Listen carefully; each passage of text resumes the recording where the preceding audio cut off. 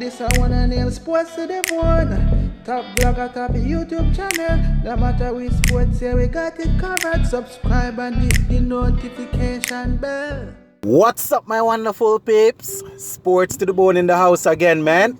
Shout out to all the viewers, subscribers, and the followers. Big up on yourself. Alright, my viewers and subscribers. So we have an interesting video here. A couple of cricketing stories and a football story that we definitely have to cover. We see where Darren Sammy and Jaffa Archer, they have both come out and they have defended Chris Jordan, saying that as per usual, the England media, they are blaming the black guy, right? They were talking about the expensive over that Jordan bowled, blaming him, saying that is the reason they were knocked out. So we're going to look at that article.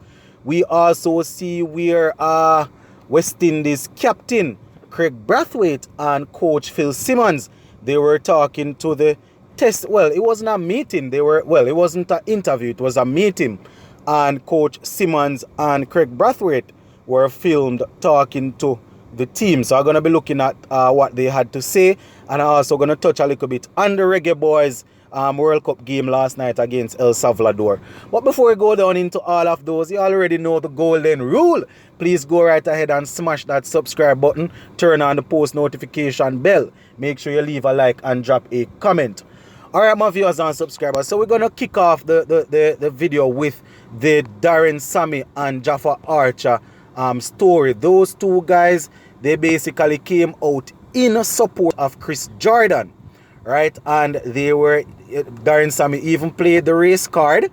So we're going to look at it. So the article here is from the Circle of Cricket, and it is entitled T20 World Cup 2021. As per usual, blame the black guy. Sammy and Archer show support for Jordan after England's exit. And the article starts off by saying England pacer Chris Jordan is garnering criticism for his performance in the T20 World Cup semi-final against New Zealand in Abu Dhabi. Right, Jordan conceded 31 runs in his 3 overs as New Zealand chased down England's total of 166 for 4 with an over to spare. Right, and they went ahead and gave us all of the breakdown of the runs and all of that. But basically what I want to look at is what Darren Sammy had to say and Jaffa Archer, what they had to say. So further down the article say, while some targeted the pacer for the costly over that knocked England out of the T20 World Cup, former West Indies skipper Darren Sammy and English pacer Jaffa Archer feel Jordan or anyone's name shouldn't be pointed out for the loss.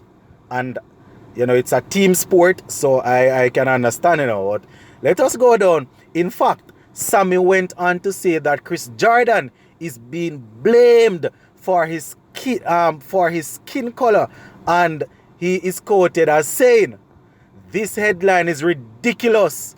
So is this article. But hey, what's new? As per usual, blame the black guy, just like the Euros." Shake my head. Didn't hear all that talking when Jaffa Archer won England the World Cup. Chris Jordan is still one of the best in that role. Sammy tweeted, so Sammy is digging. Sammy say, hear what? When Jaffa Archer won the World Cup, we didn't hear them going down and pinpointing him and said, this is the man that brought us home. But Sammy is flipping the script and saying, hear what? As per usual, blame that guy. I tell you. Alright, let us go down and see where it goes. Jaffa Archer now. Alright, the article say, on the other hand, Jaffa Archer didn't bring that dash angle into it, but believes it is inappropriate to single out one player after the loss. And when I say dash, you know what I mean. He didn't bring in the color thing, right? Jaffa Archer is quoted as saying, well, if the headline done isn't an invitation for abuse, I don't know what is. How can you dive into the man's stats to cast blame? If you don't like him, just say that. Ben, but I have a problem with his entire article. Really makes me wonder what will happen, right? the day I don't really makes me wonder what will happen the day I don't perform to certain standards. Chris Jordan has given his all for his country, right? Time after time, and is a game of cricket. Time and time for his country, and it is a game of cricket. It is unpredictable, and mistakes do happen. So don't get here for 1 second and single out one person Archer wrote. So Jaffa Archer did not play the angle that Darren Sammy played, but he is letting you know that here what, don't single out one man. That is inappropriate. And you see, this is what Sammy actually said is pretty interesting, you know. When Archer is bowling good, you hear them talk about, and say, yes, man has bowl with good pace, good line, good length, but you don't really hear them. They find some way and squeeze other people in it. So for people to be writing article and singling out people, Archer and Sammy, they are saying that, well, it's not good. But having said that though, I mean, if a particular performance is that bad, then you can highlight the bad performance, because many a times when West Indies play cricket and a particular player do well, not really do anything, I am going to point it out and say this man didn't really perform. But to really say that this is the man that cost us the semi-final, it's sort of weird, you understand? It's sort of weird when you're going to say it's the one man cost you the game. There's 11 people out there, and 3 overs for 30 odd runs is a bit expensive, but I am almost certain that he's not the only one that didn't really perform to the level that they would have wanted.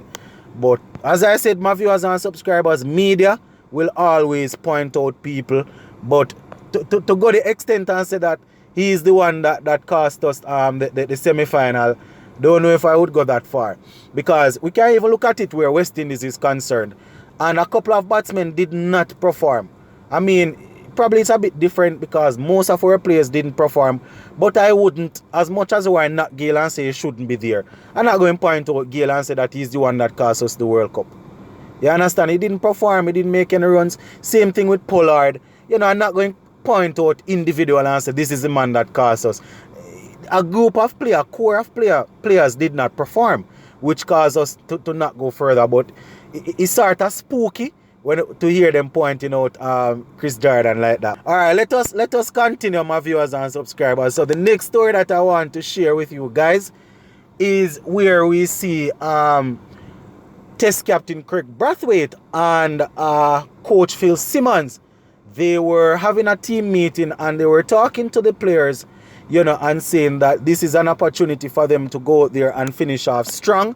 They were saying that, they want to continue on the good work that they would have done against Bangladesh and Pakistan, right? And they definitely want to finish out strong.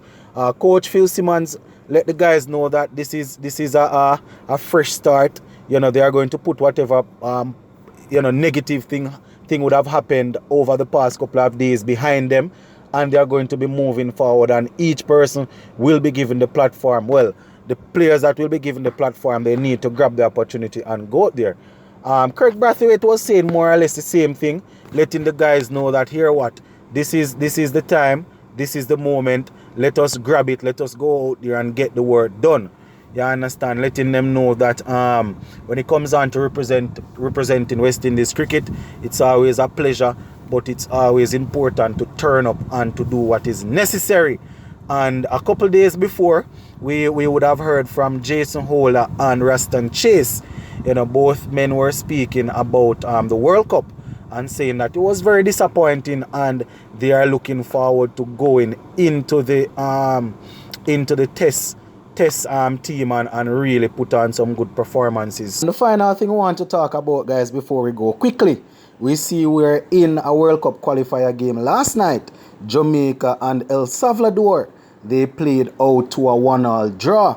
Funny enough, it was Jamaica that scored first. Mikel Antonio coming on. He played about 15 to 16 minutes. He was the one that was able to get a goal. Very good goal, It was actually, ball was played in the space. He ran onto it, was able to hold off 2 players and chipped it over the incoming keeper's head into the back of the net. And Just a couple minutes after, well, you can say in the 90th minute, El Salvador, they were able to equalize, and we were only able to get a point from that game. So we are still battering there.